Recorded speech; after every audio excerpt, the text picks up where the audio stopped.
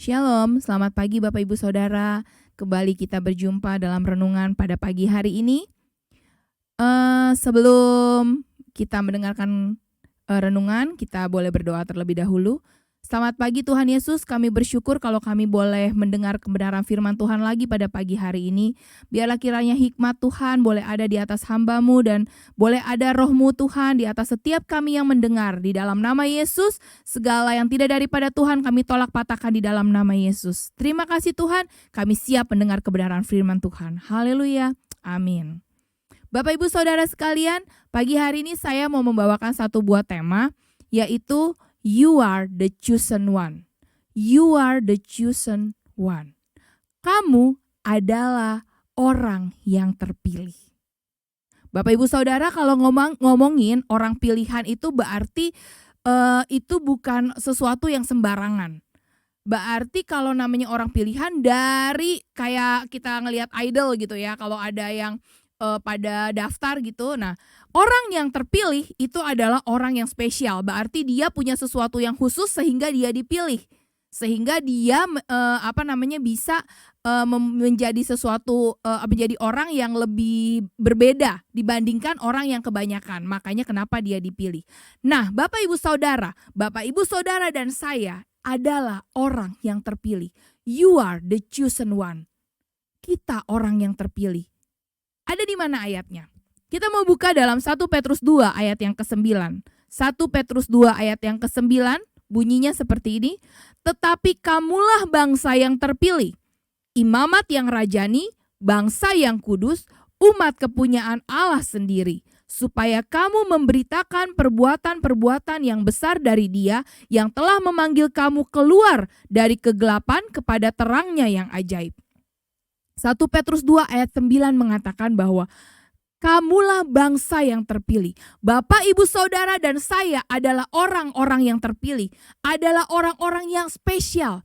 Bukan kita yang memilih Tuhan. Bapak Gembala dalam khotbahnya di hari Minggu mengatakan bahwa kita dipilih sama Tuhan. Bukan kita yang memilih Tuhan, tapi Tuhan yang memilih kita. Karena itu Bapak Ibu Saudara, pastilah kalau Bapak Ibu Saudara menerima Yesus sebagai Tuhan dan Juru Selamat dalam hidupmu, dalam hidup saya juga, maka pada saat itulah Bapak Ibu Saudara dan saya adalah orang-orang yang pilih. Orang-orang yang Tuhan pilih, orang-orang pilihan, bangsa yang terpilih. Dan itu gak sembarangan Bapak Ibu Saudara. Nah, karena kita adalah orang-orang yang dipilih Allah, maka kita gak bisa ngasal hidupnya. Sama.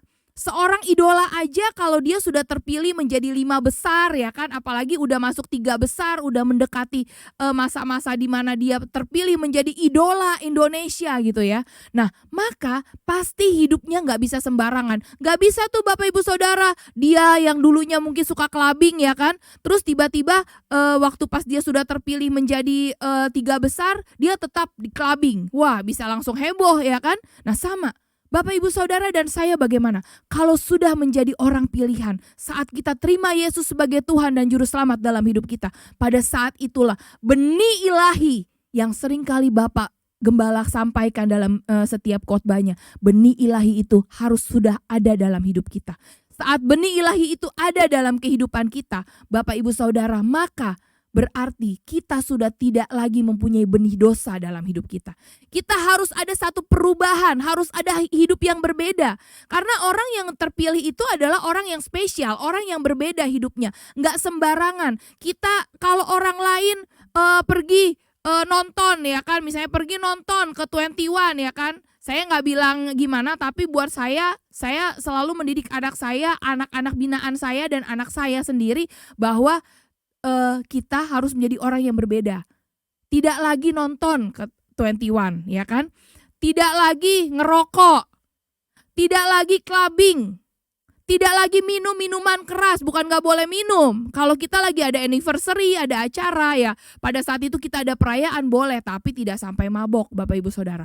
Tapi kalau kita rutin, kita sering pergi clubbing, dan waktu kita sudah terima Yesus dalam hidup kita, kelakuan kita sama, tetap juga kita clubbing.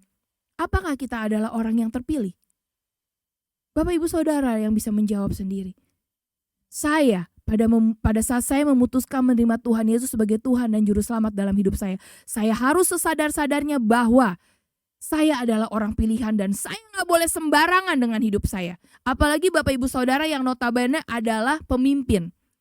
Label seorang pemimpin, itu kita harus menjadi orang yang berbeda. Kita akan disorot oleh banyak orang. Orang akan melihat, jangan bilang gini, ke gereja jangan lihat orang. Gak bisa Bapak Ibu Saudara. Lah kalau gak ngelihat orang, ngelihat siapa?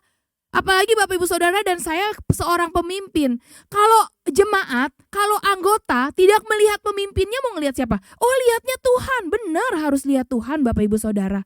Tapi orang pasti akan melihat orang lain.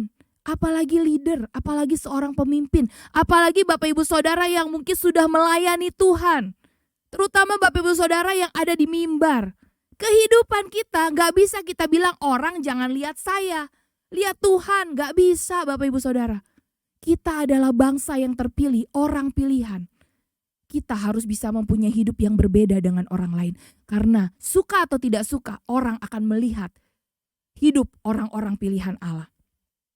Apa yang harus kita lakukan sebagai orang-orang pilihan Allah? Tadi yang pertama saya sudah sebutkan, kita gak boleh sembarangan sama hidup kita. Kita harus menjaga kekudusan hidup kita. Tadi dalam 1 Petrus 2 ayat 9 dikatakan bahwa kamulah bangsa yang terpilih, imamat yang rajani, bangsa yang kudus. Umat kepunyaan Allah sendiri. Yang pertama, untuk sebagai orang pilihan, kita harus menjaga kekudusan hidup kita. Jangan sembarangan dalam hidup ini Bapak Ibu Saudara. Kita harus sadar bahwa sebagai orang pilihan Tuhan, benih ilahi yang ada dalam hidup kita itu akan membawa kita untuk kita menjaga kekudusan hidup kita. Kita menjadi pribadi yang gak ngasal hidupnya. Mulai dari kita berpakaian, mulai dari kita bicara, mulai dari cara kita melakukan segala sesuatu kegiatan kita, kemana kita pergi. Kita gak sembarangan, kita akan jaga kekudusan hidup kita karena kita sadar saya adalah orang pilihan. Katakan Bapak Ibu Saudara, saya adalah orang pilihan. Yang kedua, kita mengemban sebuah tugas untuk memberitakan perbuatan Allah yang besar dan menjadi kesaksian lewat hidup kita. Di ayat yang berikutnya dikatakan bahwa supaya kamu memberitakan perbuatan-perbuatan yang besar dari Dia yang telah memanggil kamu keluar dari kegelapan kepada terangnya yang ajaib. Bapak Ibu Saudara, pada saat kita memutuskan menerima Yesus dan benih ilahi itu ada dan kita menjadi orang-orang pilihan, maka Bapak Ibu Saudara, perubahan yang besar harus terjadi dalam hidup kita. Sehingga hidup kita jadi kesaksian. Kita mengemban sebuah tugas bahwa kita harus menceritakan perbuatan Allah yang dahsyat, yang luar biasa dalam hidup kita. Tidak akan bisa terjadi kalau kita tidak berubah hidupnya. Tuhan tidak pernah bisa memaksa Bapak Ibu Saudara dan saya. Saat Dia sudah memilih kita Bapak Ibu Saudara, kita yang menentukan. Kita akan tetap berjalan menjadi orang pilihan atau tidak.